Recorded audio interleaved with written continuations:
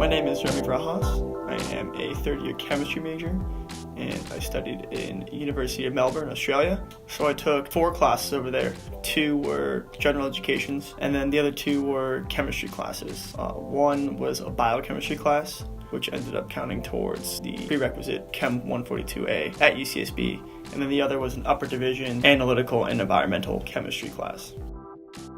Classes function more like upper division classes. Take what you learned in the class and then apply it to problems that you maybe have not seen before, that you have to think through. It's different, and I like better because that's a better way that I learned. It was pretty straightforward to get a paid lab position working on bioengineering, making polymers that housed cornea cells to make cornea transplants more efficient.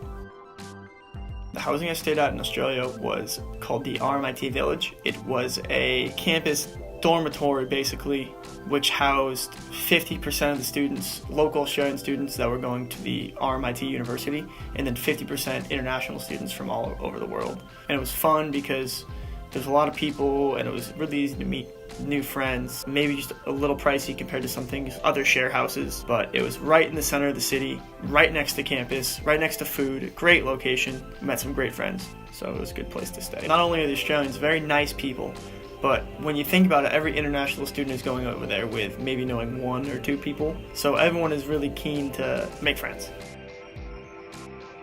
School isn't too all-consuming. So a lot of the free time I do would be exploring the city, walking around, getting food with friends, getting drinks with friends, going out. Or it would be exploring, maybe going surfing with the Surfrider Club. They have fantastic public transportation. They have, I think, one of the largest tram systems in the world. Really easy. It goes everywhere, and if the trams don't go there, buses will go there. If you want to go further out of the city, trains will go there. So if you want to go anywhere without a car, you can easily do that. Look at your schedule, see what you can miss, and then talk to your professors.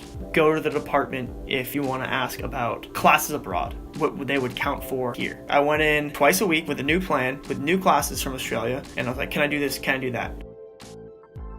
What I gained from going abroad was I met a lot of cool people. I made some really close friends. I saw beautiful places. I learned a lot about myself that I didn't think I could have learned at UCSB. I also got a newfound love for chemistry, to understand that what I'm doing isn't necessarily just because the school says so. I learned the applied uses of it and where it can take me in the future. It'll take you further than you think, further than you thought. I'm gonna make it bigger than chemistry students. I think all students should try to study abroad. People should try and widen their perspective of the world and see how other cultures operate, academic and social level. It's this weird zone of being in chaos, being so far off from home, but being alone, that makes you grow further than you'd think.